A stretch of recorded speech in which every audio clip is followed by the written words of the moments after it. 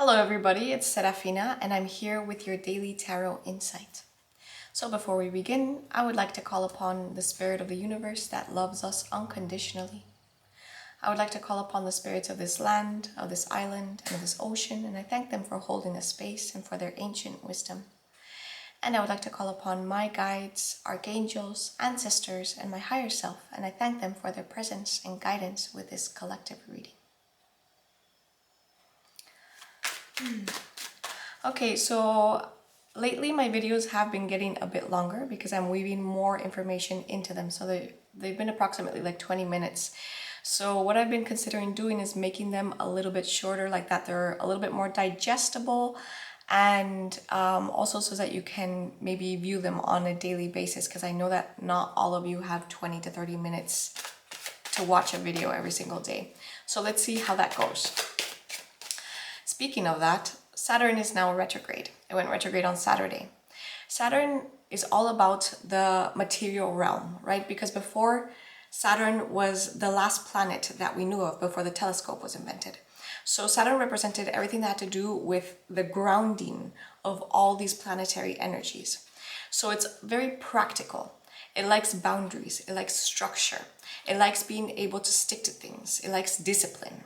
So right now that Saturn is going to be retrograde for the next 4 months, I think it is, we're going to be re-evaluating a lot of these themes that I just came up with. So for example, if you feel that you have overcommitted to things, right now would be a time where you're going to be reassessing that, and you'll probably be pulling back from certain commitments. It could also be regarding your daily schedules, or on a higher level, it could even do to like certain contracts that you have, soul contracts that you have with other people. So I'll talk more about this in another video. So, beloved spirit of the universe, what loving guidance is there for the collective today? What loving guidance is there for the collective today? We have a jumper, and it is the King of Swords. What further guidance is there for the collective today? We have the card of Strength.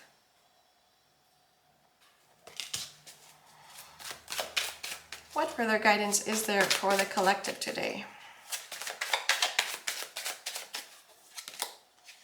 We have the Ten of Swords.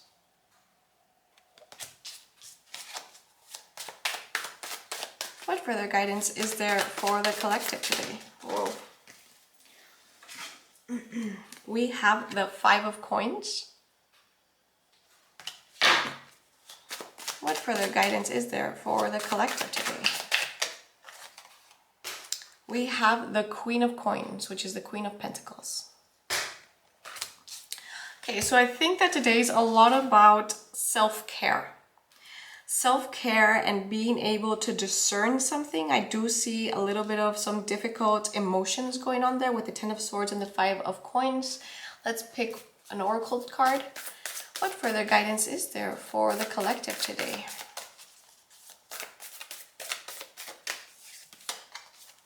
We have Hathor light codes.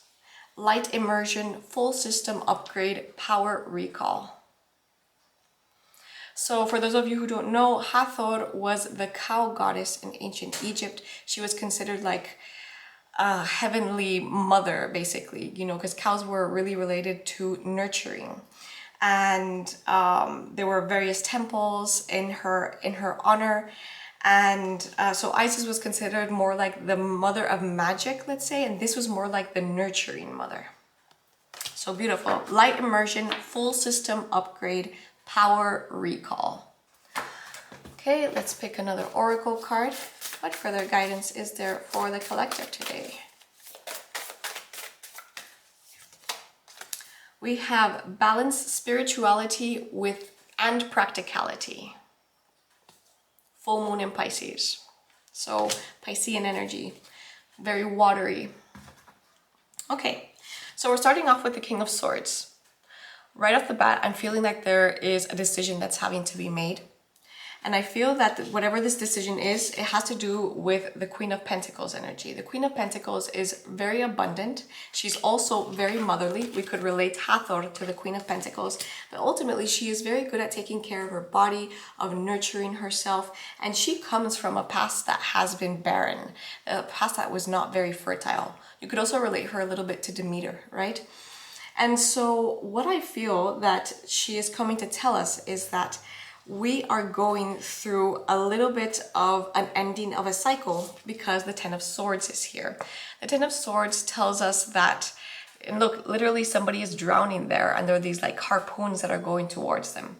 It tells us that there's an end of a cycle of something that we have been dealing with. What is it? It usually has to do with something around not being seen, being left out in the cold, not being valued, right? Because we have this mother and her child outside of a church and it's cold. If they only go inside, they could realize that they would be safe. Maybe they can't go inside. I don't know what the story is. And I think that story will vary for everybody. So the King of Swords, I feel that comes to give us a lot of clarity. Being able to balance out the emotional with the mental, the spiritual with the practical, right? So maybe some of us have been receiving some intuitive hits. Maybe we've been balancing out two sides to a situation. I feel that that's something that goes very strongly with the swords. Like swords have double edges, right? And so there are times in life when we are reassessing things or we're trying to understand something that's going on and we're kind of conflicted between our rational mind and between our intuitive side, right? And sometimes they can be very, very opposing. So I feel that the King of Swords is coming in to bring some clarity around whatever it is that we're dealing with. We have the card of Strength. The card of Strength kind of represents us glowing. You know, it not only does it represent strength, courage, tenacity. You know, she is basically dominating a lion there, right? And it has a lot to do with the Leo energy. So I feel that it has something that's coming in from the pits of us, like this fiery pit of ours. And we're going to have to be able to balance it out with this energy of the King of Swords. The Ten of Swords, as I said, usually represents an ending. It's the last suit. It's the last card of the suit of the swords. And then we're going to enter into the Ace of Swords, right? Because we do the loop. And so, like I said, we're going to find an element of clarity around this. And it is regarding to the Five of Pentacles. So I'm even going to pull a clarifier card. Could we please clarify the Five of Pentacles?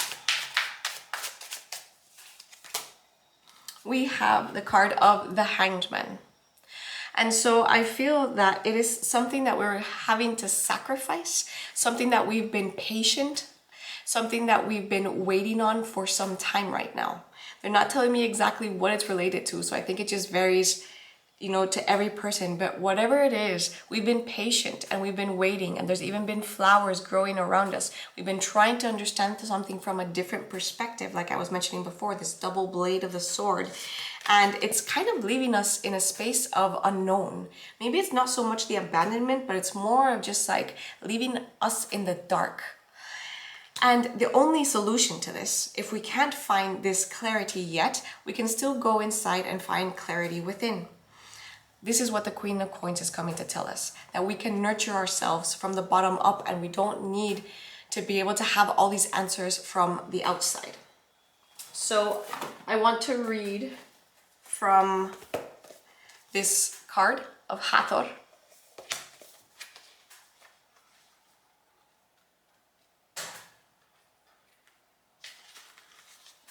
Hathor, also known as Het Heru, which means House of Horus, is an Egyptian cow and solar goddess associated with the sky and with fertility. Worship of this enigmatic figure goes to all the way back to the 3rd millennium BCE. Hathor is easily recognized in Egyptian art. She's related to the cow. Basically, it says, the message of this card is, this is a light immersion. You are experiencing a full system upgrade. The infinite solar light of Hathors is surrounding you now. This is a time of expansion and excitement. You are filled with unlimited potential. The gifts that were once in darkness are now being brought into the light. The parts of yourself that were once hidden are now being seen. Life is being restored. If you have been experiencing sluggishness or tiredness, this is now being washed away. Something ancient has awakened within you and you're remembering why you are here. Welcome home to your light. Beautiful. So really, I do feel that this darkness that they're mentioning has to do with this. Like I mentioned, I really feel that some of us are in the dark around something. Maybe somebody needs to communicate something towards us, right? The King of Swords, in his right position, is very good at communicating. In its wrong position is somebody who withholds communication, who withholds information from us. And with that, we're having to go within to find a lot of inner strength to be able to navigate these turbulent waters in the darkness, right? In the darkness of us not being able to see things. But the Hangman is here to tell us to be patient, to be diligent, to trust in whatever is going to be coming up. And what you do have in your power is the Queen of Cups, which is somebody who is the embodiment of love, is the embodiment of nurturing. And it also just makes me think of kind of like us having our own protective little cave, right?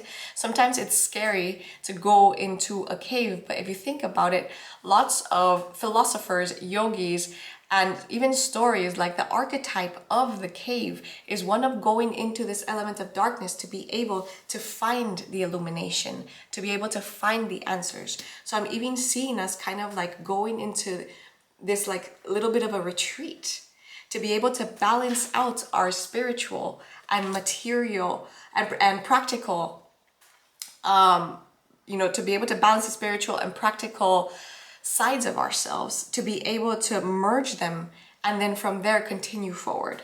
But I feel that the basic message today is that whatever it is that you have been left in the dark about or that you're waiting upon, you have the strength to be able to get through it. Communication will eventually come through. Take care of yourself, nurture yourself, be sovereign unto yourself, and don't depend on others to be able to find that element of inner peace.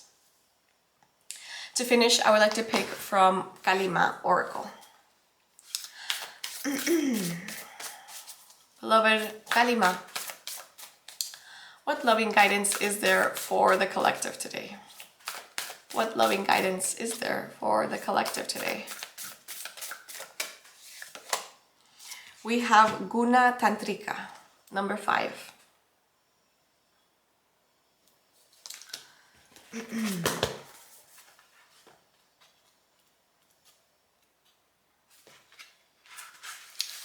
The Divine Mother manifests the cure for when we feel overwhelmed or confused, or when we are falling apart or locked into stagnation.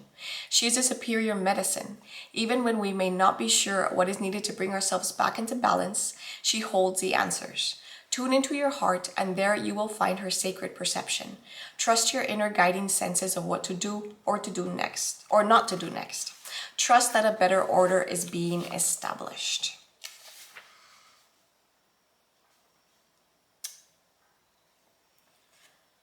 Guna Tantrika manifests her wisdom and healing through our spiritual instincts. The body and the mind know when there is a need for rest and activity, for detachment and engagement. It takes strength of spirit not to override that inner knowing with social pressures or human expectations for constant performance. We are asked to trust in the shifting cycles and give ourselves what we need for well-being, right? So that's exactly the message. There's something that's being revealed and it's requiring an element of patience and sacrifice, but we have the inner strength to get into it. And the message is take care of yourself first, nurture yourself first, and then the rest will follow. Let's not forget that we also have the beautiful goddess Hathor telling us that we're going through a full system upgrade. There's something that's being regenerating within us. And usually that requires a moment of silence, of stillness, of going into our own inner cave. And like that, we can balance our spirituality with our practicality. Okay, everybody, I hope that this was useful to you. If it was, I'm going to ask you to please like this video or comment on it, or even share it, like that I can reach more people. You never know if there's a message here for somebody. And if you would like to book a personal reading with me, you can always go to my personal website. Okay, bye.